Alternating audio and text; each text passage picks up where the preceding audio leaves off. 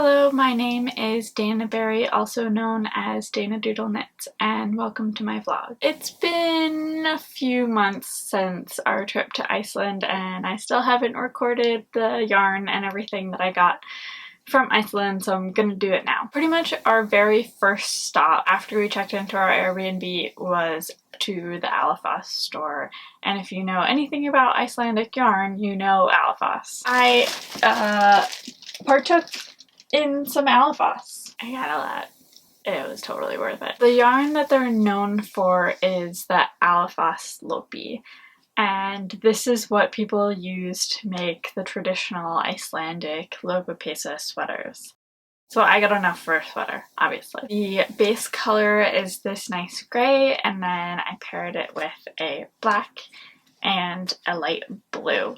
I don't have a pattern set for it yet, but I think it will look really nice. I also got enough yarn for a sweater for Ty, but because he's always about 20 degrees warmer than everyone else, I got the lighter weight Lopi. The base would be in this brown, and then with a white and a darker blue to pair with it. So the Lopi yarn is a single ply. It's a little scratchier, but it's light and fluffy, and all of that works to make it really warm once it's knit up. It also kind of smells like sheep. About half of the store was already made sweaters and other like hats and mittens and stuff like that. It was really only about a quarter of the store that was yarn. There were a ton of natural colors, and then there were a whole bunch of really fun bright colors as well. The other yarn that I got was from this really cute vintage shop in Reykjavik, and we were walking by it. It looked cute. We thought we'd go in, and then I found yarn in it, of course, so I had to buy some. It's also Icelandic yarn. It's called Love Story. It had this lace weight lamb's wool.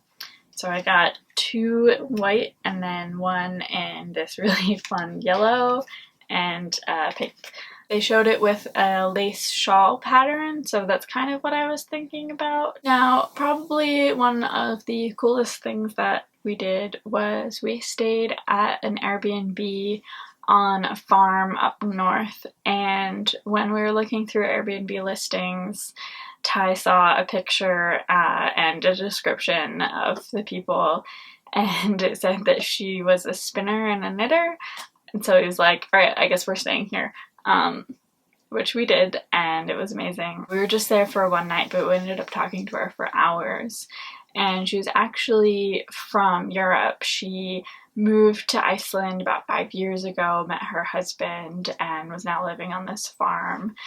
And it was just so much fun to talk to her about what she thought of Icelandic culture as an outsider, but someone who had been there for years. While we were talking to her, she got out her spinning wheel and started spinning from wool from her sheep that she had dyed using natural dyes.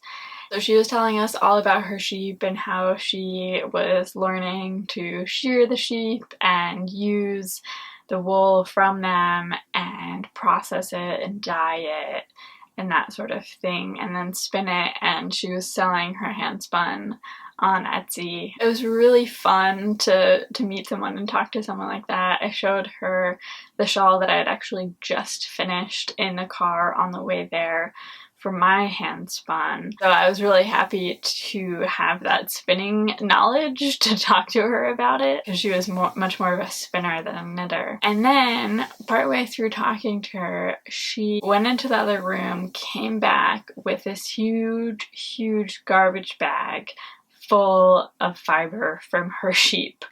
And there was one bag that was full of just like undyed, mildly processed wool, and then the other bag was full of completely unprocessed but dyed. She used red onion peel and the lupin flowers and blueberries and just like all sorts of random things. It seemed like she just saw something, put it in a dye pot with some wool and saw what happened. Clearly she had so much of it. Didn't matter if any of it turned out badly because there was just like an unlimited supply of wool for her. While I was looking through the wool, she was like, yeah, just take whatever you want. I have so much. I was like, really? Really? Are you sure? Okay, I'll take it. I have this entire bag full of fiber from her. A huge amount of undyed. It seems to be combed in some manner, but undyed, really nice brown, really soft. I don't think it's been washed at all. It's still very lanolin-y. It's still got all of the hay and everything in it. So don't tell customs that I brought this through.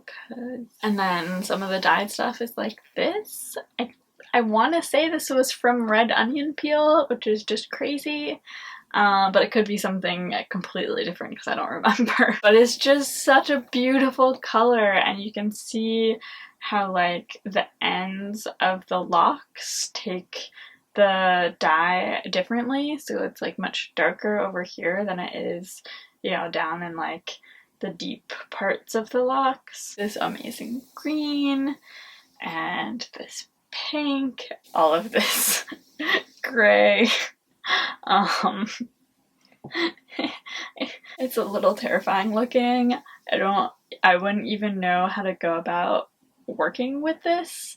It kind of seemed like what she did was just take a piece and start spinning with it. She didn't really do any sort of processing. She clearly was still just like experimenting, having fun, was happy to give away whatever. She was so fun. It was such a cool experience to talk to her and to come home with this fiber. Like, it's that was amazing. So that's all of the yarn and fiber and sheep related things that we did in Iceland. It was so much fun. Aside from that, if you haven't already, I strongly suggest you go check out my video that I made that I went over like pretty much all of the fun things that we did. If you enjoyed this video, please like it. If you are new here, please subscribe to my channel. I really appreciate it, and I will see you next time. Bye!